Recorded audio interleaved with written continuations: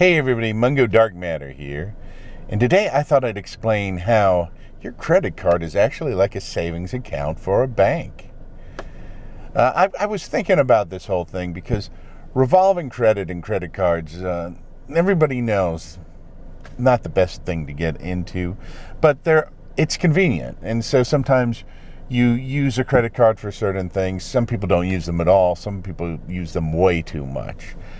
And so I thought I'd explain exactly what happens when you use a credit card. We all know that if we have a savings account or some sort of financial investment account and we put money into it, over time it will grow because of interest.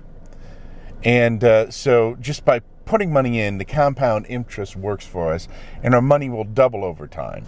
And as we put more and more money in, it starts increasing more and more, and the interest builds, and so on.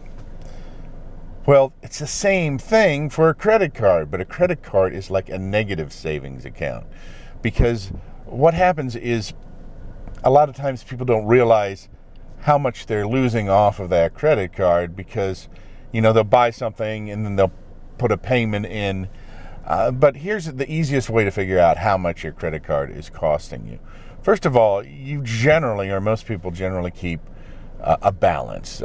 It's best if you really can pay off the credit card at the end of each month. But people, even if they can pay it off, a lot of times they kind of lag behind. And they keep some sort of balance in there because they're constantly buying things and they're constantly paying on the credit card. In some months they may pay more than others to try to bring it down. Other months they may pay the minimum. You should always pay more than the minimum, and ideally pay it off at the end of each month is the optimal thing to do. But realistically, if we look at our credit card, it will tell you the amount of interest, fees, and penalties you pay each month. And you need to add these up. Usually it's an interest thing, but if you have a fee each month, or if you have certain fees that you regularly occur, or you're getting penalties, that raises the cost of what your credit card's going to cost you a month. So let's say that you have a balance of $5,000 on your credit card account, and say your interest is 12% a year, and you're paying 1% every month on that credit card. That 1% is going to cost you about $50 or so a month. But the way to find this out without going into calculations about all the little details about compound interest and all of that is your credit card will tell you how much what the interest fee was for that month.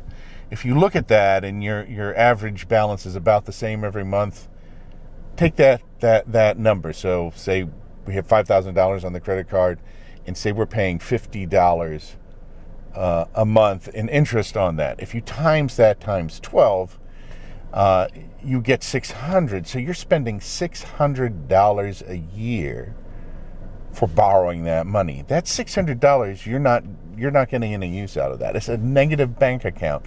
You're paying a fee to have that money.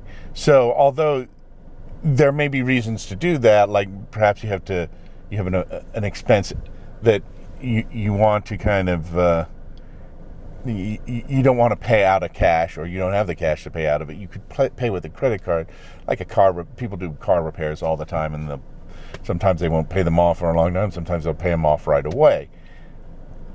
The thing is that you're paying for that money. So if you keep a balance on your credit card, you are paying a fee. It's like paying $50 a month. That's like you could get like cable for $50 a month, or a low tier, I guess. It's really expensive for cable. Now, if you miss a payment, they'll penalize you and they'll raise your interest rate, and it might go up to like close to 2%. So you're paying 2%. So you could be paying $100 a month on that $5,000 if your interest rate is really high. So that's what you need to consider. So look at your credit card, look at what interest you're paying each month, multiply it by 12, and that's how much it's costing you a year. And then you have to figure out, should you pay them down or not, and or if you should keep a balance, or how much of a balance you should keep. And that's up to you in up to a number of decisions. But all I'm saying, it's a negative bank account. So if you have $5,000 in the bank and $5,000 on your credit card, guess what? You have a deficit because the bank doesn't pay you much on a savings account. And even if you have an investment account that's doing well, it's probably not doing as well as your credit card is doing. And so you would have to subtract it to see how much money you're making from your savings. You need to really see how much money you're losing from your credit card. So other forms of credit aren't as bad as a credit card because you're paying them off. Like, so if you buy a car, it's cost you more to buy the car if you borrow for it, but at least it's going to get paid off at some point. And then if you drive it for a while after it's paid off, it works out better. If you're buying a house, you can deduct mortgage payments and such. So you're better off borrowing to buy a house than you are actually paying the same amount of money on rent. So credit cards are like a negative bank account. So bear that in mind. Check out how much you're paying a month, a year on the interest on that, and decide if that's too much for you, if it's better for you to bring it down, or if there's actually a reason why you are paying for nothing.